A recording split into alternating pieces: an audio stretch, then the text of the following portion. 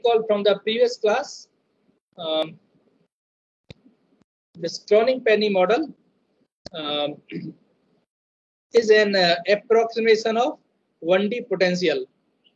So there are nucleus here. And the energy is you can say it's a quantum well here. For example, you can write 1 over 4 pi epsilon q square over r, right? So it's minus q square, right? Or times z also, because if nucleus has zq charge, right? So this will be the potential at the atom. But if you move away from atom, this r becomes large.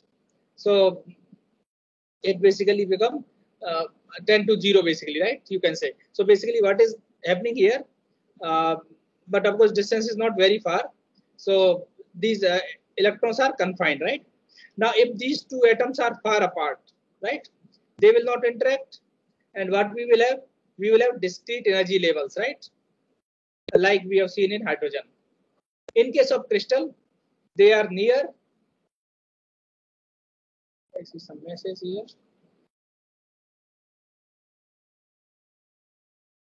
Slide is not visible. Can somebody verify? It's visible. It is sir. visible. It's visible, sir. So, Rishabh, what is the problem?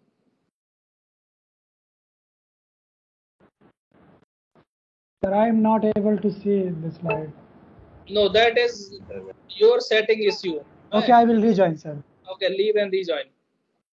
Another thing you can do, I usually recording, I usually upload them, right? So you can see the recording in case you have doubt later on. Eh?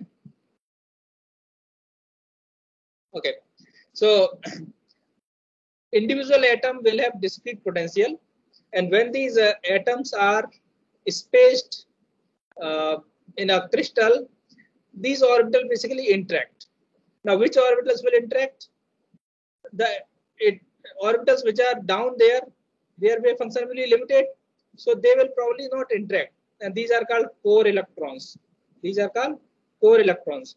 Electrons above, they are called valence electrons, and these valence electron wave function will interact, and that will give rise to band structure. So in 1D Cronin-Penney model, there is an approximation assumption basically. So this 1D potential variation is assumed to be a nicely quantum well type of structure, right? So the potential is periodically varying with nice potential well, square shaped potential well. And then electron is a simple plane wave of the form e to the power iota kx. Now, this e to the power iota kx waveform is actually traveling through this periodic potential ux. Now, let's say this is point x. This point will be x plus L, right? So you have, let's say, this is the well size. Let's say this is A and this is B, right? So L will be A plus B. So A is like a well and B is like a barrier. And then by Bloch theorem, we can say that the wave function psi can be represented as a periodic function u times e to the power iota kx. Correct? So let us go here. So what we do, you can zoom it here. Okay. So here you see this is 0 to A and this is A to A plus B, or you can say 0 to minus B. They are basically same thing. Only advantage of using this function is that we are taking one interface at 0, right? So that simplifies our calculation.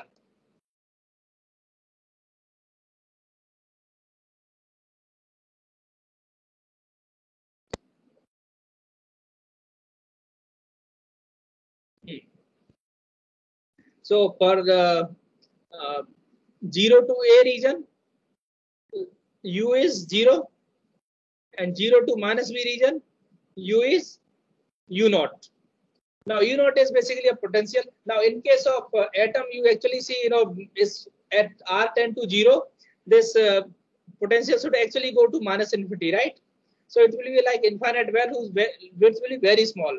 So this is kind of approximation, and we can take a limiting condition if we like. We can make the well small and the potential very large, like a direct delta function, right? Those things we can do. But for now, let us assume it's a simple periodic potential with certain depth U naught. So we have taken this bottom of the well as a reference. Right? You can take this U naught also as a reference. So then this will become minus U naught. So if this is 0, then this 0 will become minus U naught. So they are basically same thing. It's just a matter of how we define it. So for 0 to A, your K will be root 2 me by h bar square, and your psi can be written as A sin kx plus B cos kx, right? So this is a wave function. Now this wave function is a total wave function in region 0 to A. Similarly, in region 0 to minus B, you have another wave function C sin beta x plus D cos beta x, and beta is root 2m e minus u naught by h bar square. So this thing we have done, and we know this is what we are going to get. Now let us apply the boundary conditions. So at x equal to 0, both the wave functions should have same magnitude. They should have same slope, because by postulate of quantum mechanics, psi and derivative of psi, right? They are continuous and single valued. So psi at x equal to 0, and so for region 0 to A, we call it psi A. For region 0 to minus B, we call it psi B. So these two are equal. So that will tell basically, because sine will be 0, you will have only cosine, right? So cosine 0 is 1, right? So that means B is equal to D. Similarly, the derivative psi prime d psi by dx, that will become alpha times A cosine, or this will be beta times C cosine. The cosine 0 is 1. So alpha is equal to beta times C. So we have got two relationships. Another relationship will be at this boundary at minus B and A, right? So at minus B, psi at minus B and psi at A, their magnitude should be equal, but there will be a phase difference, right? What we have done basically, we have written psi is some periodic function times e to the power iota k x, right?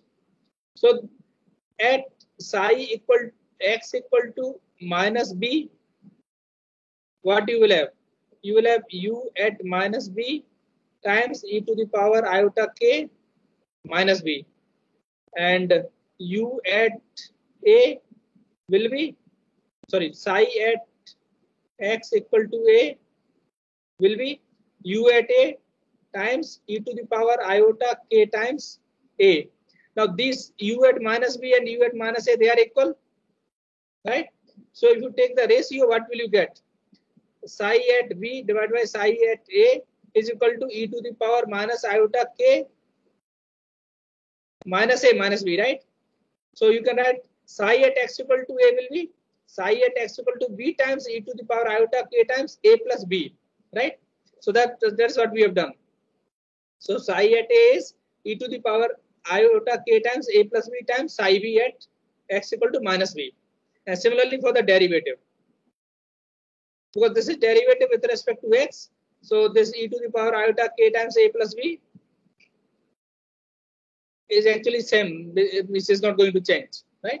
So with that, if you write, so at x equal to a, it becomes a sin alpha a plus b cosine alpha a is equal to e to the power iota k times a plus b, psi at minus b, c sin minus bx. So sine of minus is minus, so minus c sin beta b plus d cosine beta b.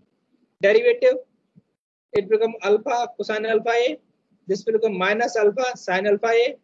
This will become beta cosine beta b. And this will become beta sin beta b. right? Okay, here because we have this minus here, right? You see here. So sine derivative is minus cosine. So minus minus become plus here. And cosine is minus sine, but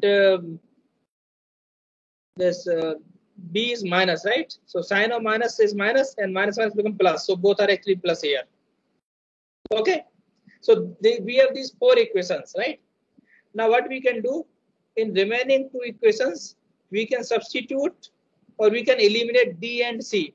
So for D, we can substitute B. So this will become B.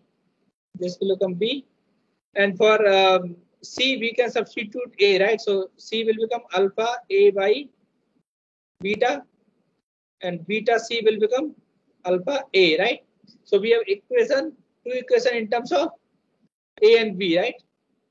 Now, if you look here, if you observe these two equations, the trivial solution will be if A is 0, B is 0, this equation is satisfied, right?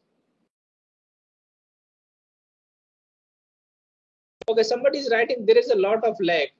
So other people are also experiencing the lag? No, sir. No. Okay, so this is your network speed. Okay. Dipyendu has problem. Okay. Rishabh has problem. So maybe I can speak little slowly. So lag is taken care of. But I will upload the lecture. So later on you can clear some of your you can get some of the clarifications basically. Okay. So you look here, there are two equations. And trivial solution will be A equal to 0, B equal to 0. You have some coefficient times A plus some coefficient times B equal to 0. You have some coefficient times A, some coefficient times B equal to 0. So, but if you want to get a non-trivial solution, this determinant of the coefficient, okay, I should turn off my camera. Okay. So determinant of my coefficient matrix should be 0 to have non-trivial solution, right? So when you eliminate C and D, you get this equation, and you can write this in matrix form, right? Coefficient matrix times AB equal to 0. So if you modify if you write determinant, so determinant will be W times Z minus X times Y should be 0. Correct? So when you simplify it, I've done it basically. Maybe I will, when I upload the slide, I will show you this calculation also. It's very simple calculation. But you can always try it. When you simplify it, you will get equation like given below. So you have cos alpha A, cos beta B, plus some coefficient times sin alpha A, sin beta B, alpha square plus beta square by 2 alpha beta, and which is equal to cosine of K times A plus B. Now, if you look at this equation, right hand side is cosine function, right? And which will be between 0 and 1. Sorry, minus 1 and 1, right? Because cosine function can vary between minus 1 and 1. So magnitude is always less than 1. Now, so that basically limits your left hand term. So when you plot the left hand side, we call it LHS. So LHS magnitude will be less than 1, right? So when magnitude is 0, cosine 0 is 1, right? So when magnitude is 1, this will correspond to cosine 0, right? So that means K times A plus B is equal to 0, or you can say multiple of 2 pi, right? And minus 1 will correspond to pi. K times A plus B is equal to pi. And 0 will correspond to pi by 2, right? correct? So between 0 and pi. Okay, so we are going to plot it here. So I've written a little MATLAB code here. You can play with this code if you like. You can here I've assumed u is equal to 1 and e I'm varying from 0 to 0.1 to 5.5, square root of 5.5. So basically square e square, right? Now there is reason for writing e like this, so that we get a non-uniform spacing of e. Because if I take a uniform spacing, then I will require more number of points. Because see here this is very sharp variation. Here it is slow variation, right? So of course here I will need more point. Here I will need less point. So that is on purpose that I have chosen. I've defined e like this, so that I get more points for smaller e and less point for larger e. And of course m and h bar, the charge on electron q, and you have defined alpha, beta, right? And then this is a coefficient alpha square plus beta square by 2 alpha beta, right? And a and b have chosen equal. So what you can play with here, you can change this potential u, you can change this a and b, you can make a small or b small and see the effect. Then I plot left hand side, right? So now because this function will be complex, you see here, because alpha and beta can be complex if e is less than u naught, right? So if e is less than 1 in this program, this can be complex, right? So I'm only taking the real part. Okay, so this is a left hand side versus energy.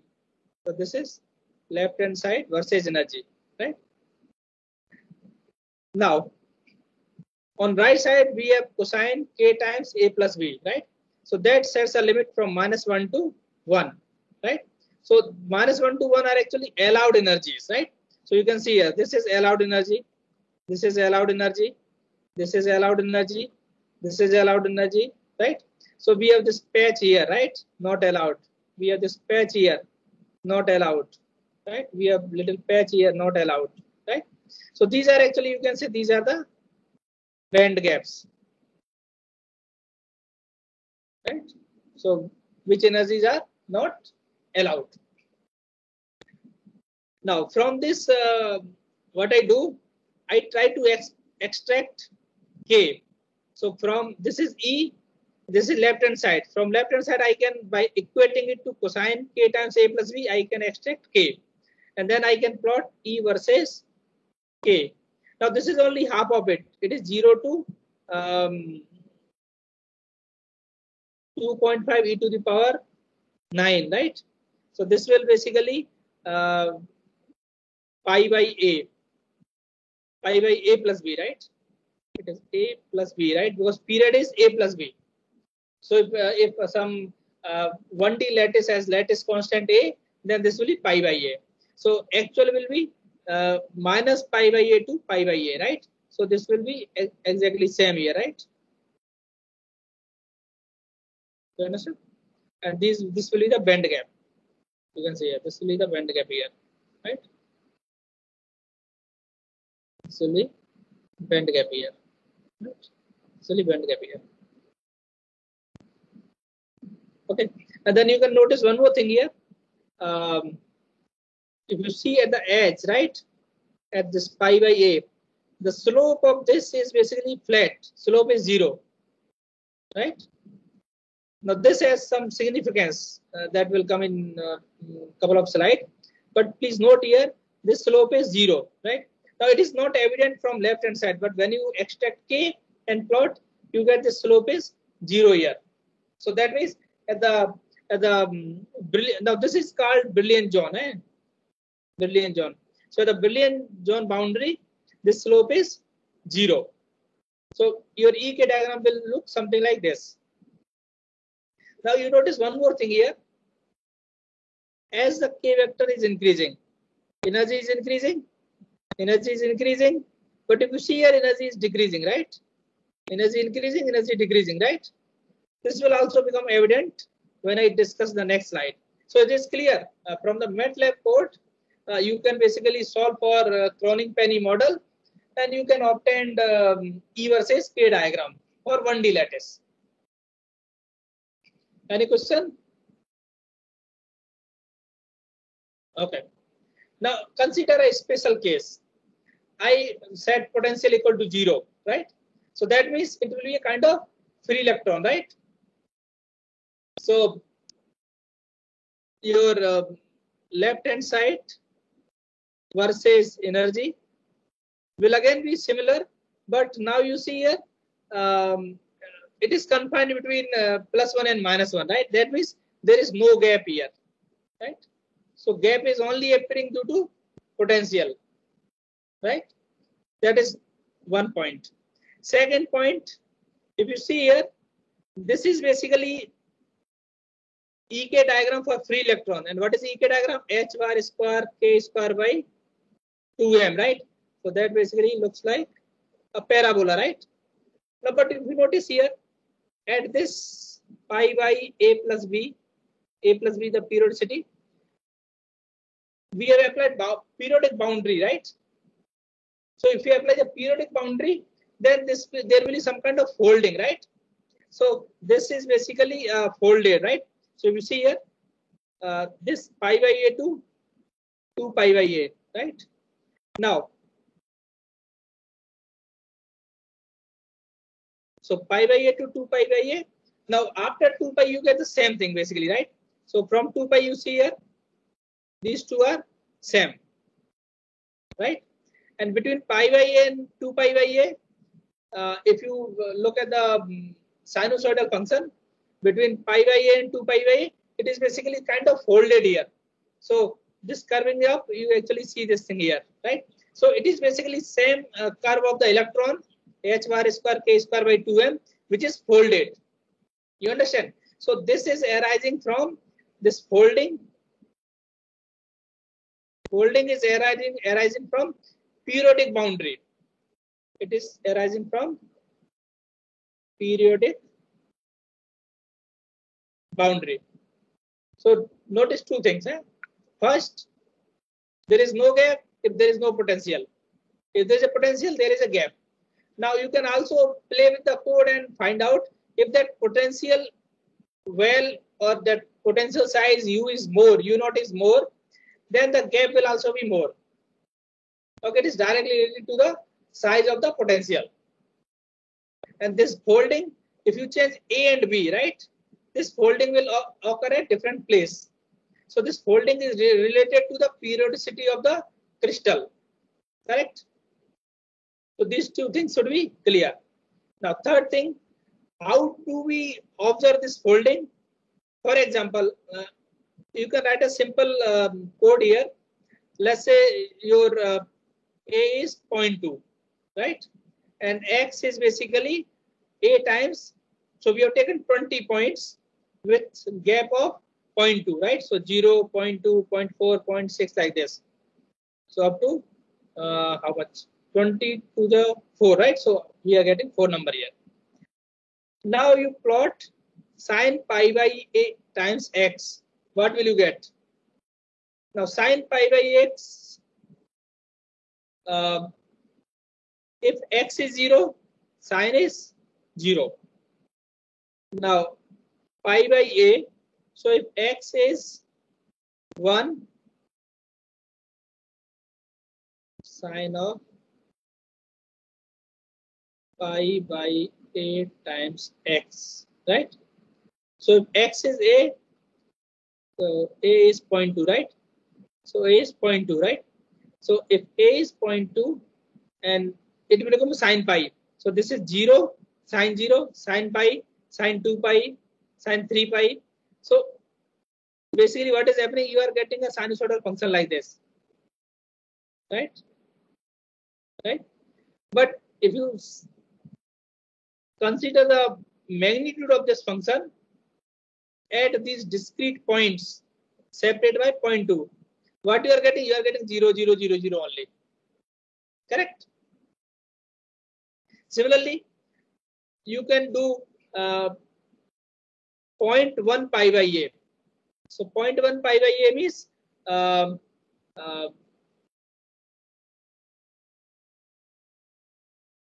it will become pi when a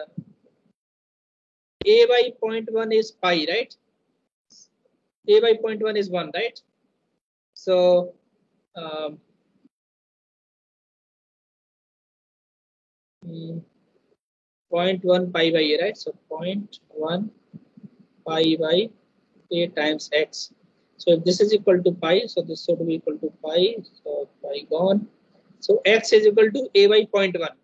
So a by 0.1 is 2, right? So at 2, so your wave function will actually look like this, right? Correct.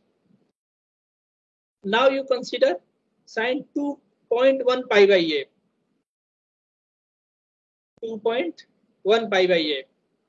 So 2.1 pi by a, and of course it will be different than this one. But when you sample it at these 2 points, right? At these points, x equal to a, 2a, 3a, like this, you will get the same curve, right? So that means 0.1 pi by a and 2.1 pi by a, right? As far as potential experienced by them is same. You understand? 0.1 pi by a and 2.1 pi by a. You sample this function at x equal to integers of a, you are going to get the same value, right? But these two functions are actually different, and their k vectors are different, and therefore energy will also be different, because energy is for free electron h bar square k square by 2m, right? So that means for 2.1 and 0.1, your energy is different, but by the folding, you will get the same k vector, right? So that is how this folding is taking place. It's like you can recall the sampling theorem, right? Have you learned the sampling theorem? No, sir. Signal system, you have learned the sampling theorem? So we haven't done signal system till now. Not yet done. Then you know something about sampling. No, sir. Okay, I will just give you one line. No, sir.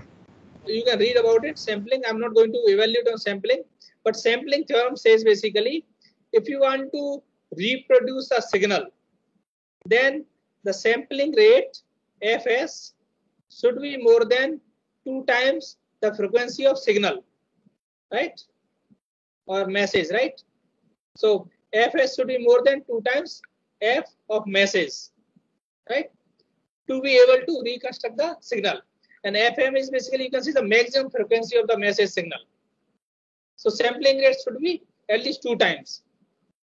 Here actually you can see that after 2 pi by period, so you can write 0 to 2 pi by a plus b, or minus pi by a plus b to pi by a plus b, right? So this will be the period. So beyond which any k vector will have a corresponding k vector in this range. So any k vector will have a corresponding wave vector between minus pi by a plus b to pi by a plus b, or Brillouin zone. Correct? This is clear?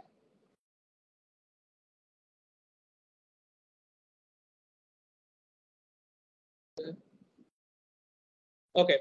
So here is the picture of this is again LHS versus energy, right?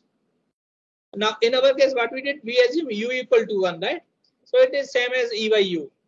And then this is k equal to 0 to, or k times a plus b equal to 0 to pi, right? So these are basically the this white regions are the band gaps, right? And then this we have already discussed, that how we get these different bands here, right? So this is region is called Brillouin zone. So all the k vectors outside this basically are folded and they correspond to some vector in the Brillouin zone. So only that their energy is basically changing, and then you can see energy increase with k, but inside the Brillouin zone it appears to decrease, right, because of folding. Okay. So this is another depiction for the zone folding. This is zone 1 is the Brillouin zone, and this dash curve is the Ek for electron, h bar square k square by 2m, and then these are basically breaks at these boundaries due to periodic potential. Now you may be wondering why do we have these discontinuities at the zone boundary only, at integer multiple of pi by a plus b, right? So that is again you can see this picture here.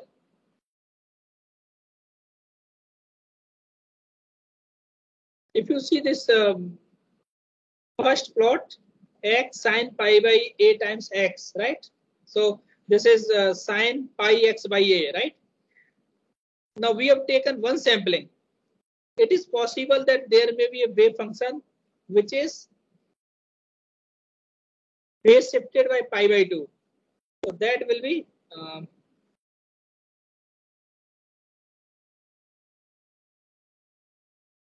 green color for that one. So what will happen?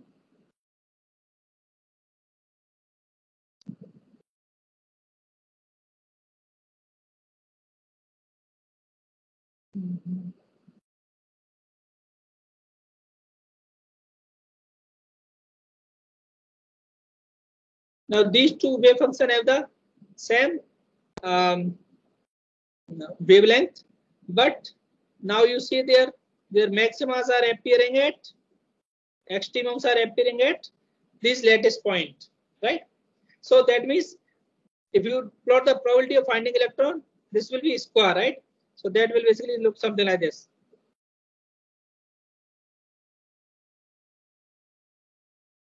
Right? So for the second wave, the maxima is at lattice point, right? So more electrons are concentrated at a lattice point. And for the first wave that we draw without any additional phase here, their minimas were appearing here, right? So that means electrons were mostly confined in the middle of these two atoms, right? So these two waves are different, and they will have different potential, because the wave appearing means electron which are accumulating at the lattice site, they are experiencing a potential well, so they will have less energy. The electrons accumulating in the middle of the two atoms, right, they are away from that potential well, so they will have more energy, right? So that is the reason for the same k we have these two waves, right, which have their probability of finding electron at the lattice or at the half midway through the between two lattice points. So they will have, of course, different energy because their potential energy is changing, right? So this actually gives rise to this kind of break, and they are actually corresponding to standing wave. It will be clear. So standing wave does not move, right? So that's why this slope is flat here. Okay. But you can see here 0 to pi by a, then pi by a to 2 pi by a, right? So if you fold it, so you can basically, or you can fold it here, or you can shift it, right? So this you can shift to here. You are shifting by 2 pi, right? 2 pi by a plus b, right? So they are same. Then you are shifting it by 2 pi by a, right? So you get here, right? 2 pi by a plus b. Right? So that's how you get basically there. And this again you shift here, you get curve here like this. Okay. So this is a zone folding view of the solution to Cronin-Penny model. Sir, Now, as I is the told you, especially at the hello. boundary, John boundary, if the wave vector is pi by a, you have basically two waves, e to the power iota kx, e to the power minus iota kx, right? And Sir, someone was asking a doubt. yeah, please ask. Sir, is the function continuous at, is that graph continuous at 0? Okay, function is continuous. Probability is always continuous. No, in the previous we saw that at pi by a and pi Okay, this pi by is energy, not the wave function. sorry, energy versus k, E is continuous at Energy is 0. continuous. Energy is not continuous. That's what I'm explaining. No, sir, at 0 particularly, because it's in the graph it seems like. So at 0, this is energy 0, right here. At k equal to 0. At k equal to 0, at k equal to 0. No, what is the question? I'm not getting it. What Sir, is the sir, at pi upon a plus b, we see that the graph is discontinuous. Okay, energy is discontinuous. Yeah, so is energy discontinuous at k equal to 0? No, k equal to 0. Different bands. You can basically name it 1 band, 2 band, 3 band, 4 band. So k equal to 0 correspond to electron can have either this energy E1, can have energy E2, can have energy E3. So these are the possible energy electron can have for k equal to 0.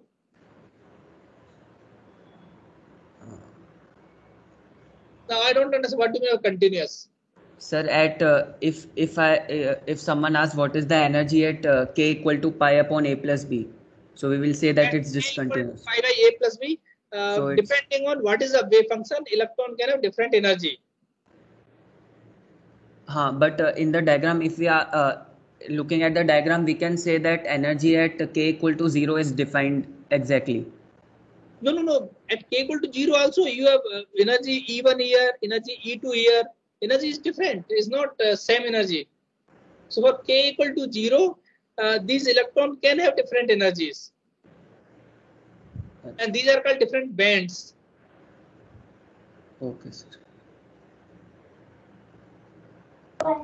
Also, sir, what does these things mean? Like there are different. Okay, just you can recall that John Folding view, right? In John Folding view, what we are doing, you have this h bar square k square by 2m for electron, and then if you fold it, what view you get basically? So what is happening basically? This pi by a plus b, right, is same as minus pi by a plus b. 2 pi by a plus b is same as 0. Because what we are doing, we are sampling this wave function based on the potential well at the site, right? So for 2 pi by a plus b or 4 pi by a plus b, we are basically getting the same electron distribution function as far as atomic potential is concerned.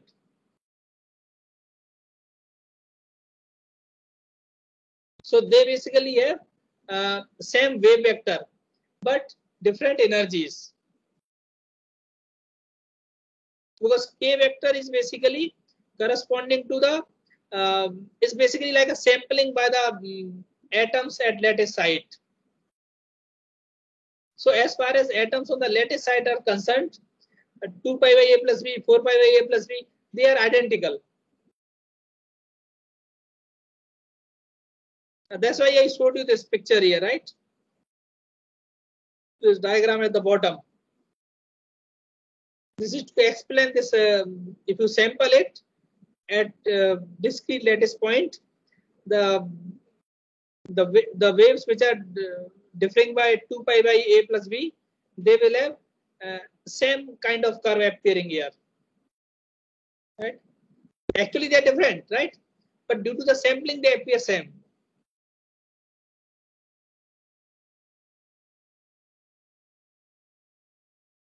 Okay. Any other question?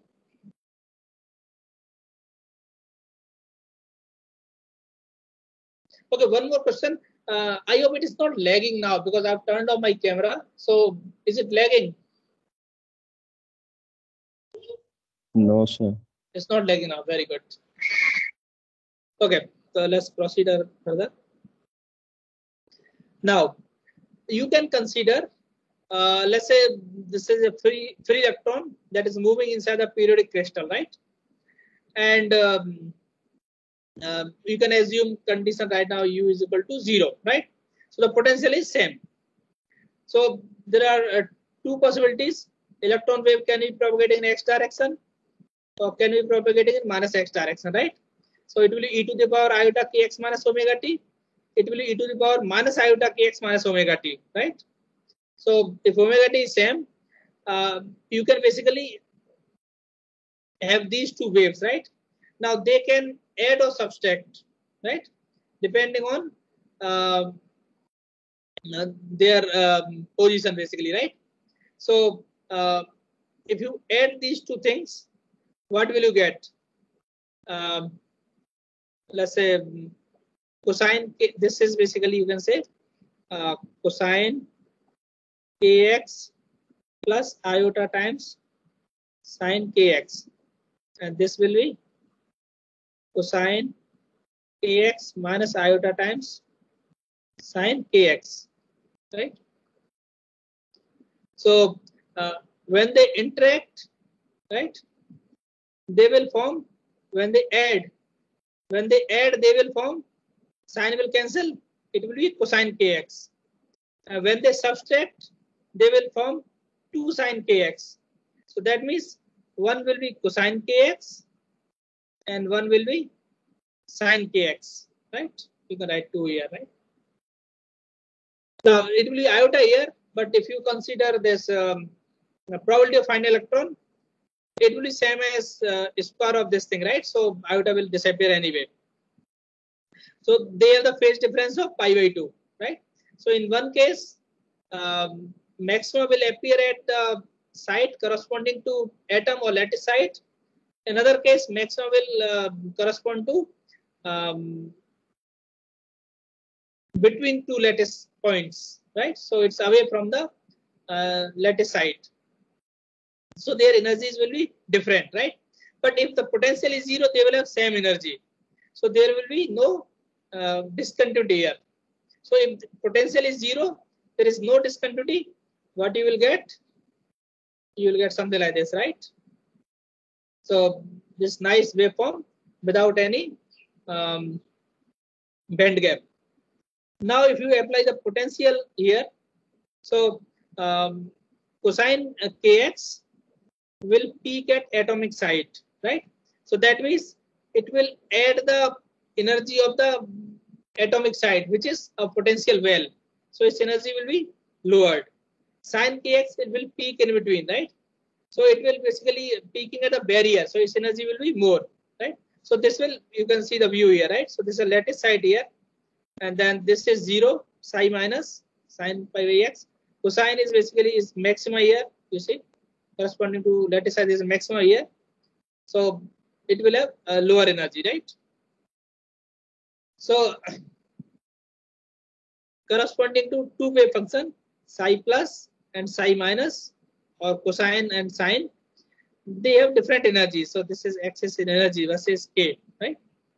So for without potential, they were continuous here, but as soon as you open the potential here, introduce the potential, their energies break down because they see different potential energy.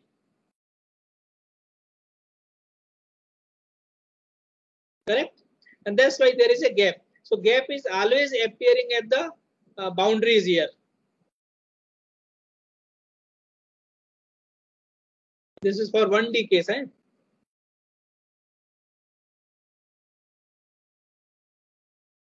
Okay. Now, in EK diagram, this is EK diagram.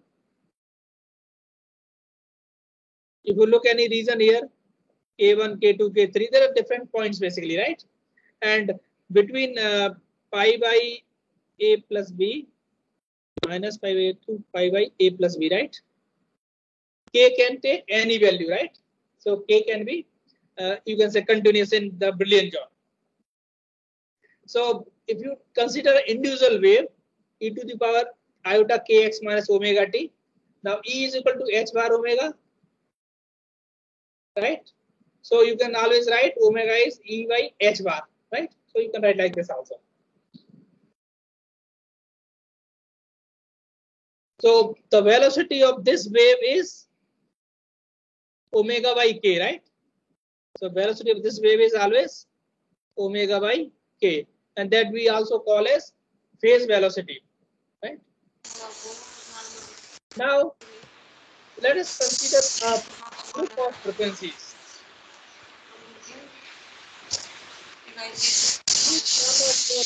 Right?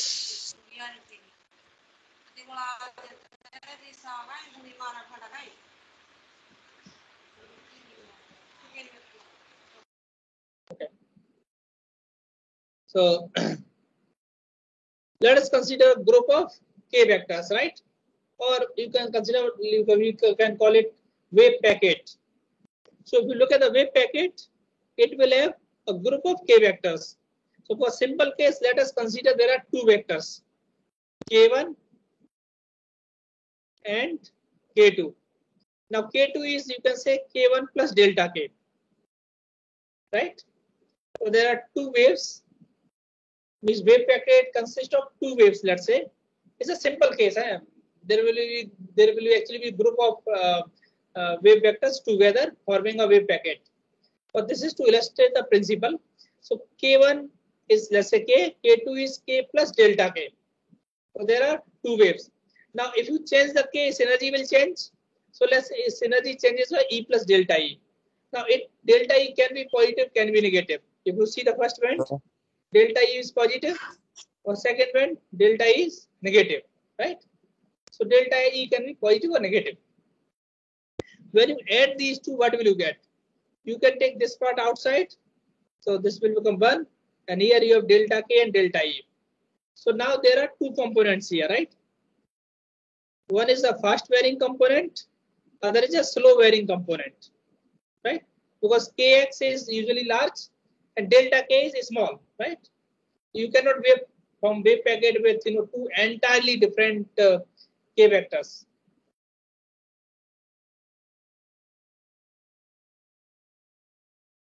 Anuj Singh, what is your question? You are writing, sir. Why is the graph of E versus K? So that's what we are discussing. Through all these 5-6 slides, we have discussed E versus E. Oh, it's changing again and again.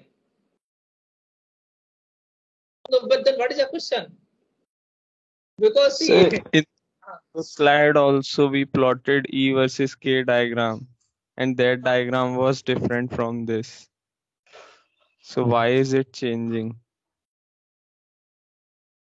okay, because see, if I some are calculated, right, and some are, these are basically, these are not actually calculated diagram. These are basically for illustration purpose.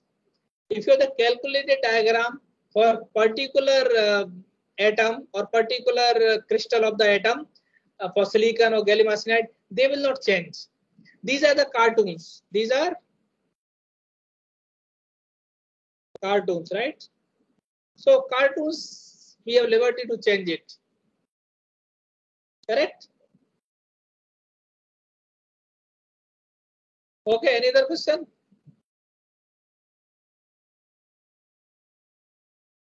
And okay, one more thing. See, different crystals will have different lattice constant. That means the Brillouin zone will be different. They will have different atomic arrangement. So that means their EK diagram slope will be different. So these are all possible diagrams. These are not, they are not artificial ones. They are cartoons, but there is a corresponding real life example for them. So you can have this one almost flat, a sharp curve, or a broad curve. All these are possibilities are there. Okay, so we have a couple of more minutes. Let me finish this one, then we will discuss next part in next class. So there are two components here, fast varying component and slowly varying component. So fast varying component is basically is like a, you might have heard about amplitude modulation, right? So fast varying component is a wave which is moving, is like a carrier wave, and slowly varying component is like a envelope, right? So this decides the envelope. So fast varying component is multiplied by the envelope function, right? So this is like envelope. So that the velocity at which this envelope is moving will be what? Delta E by delta K times H bar, right? So you can write 1 by H bar d by dk, right?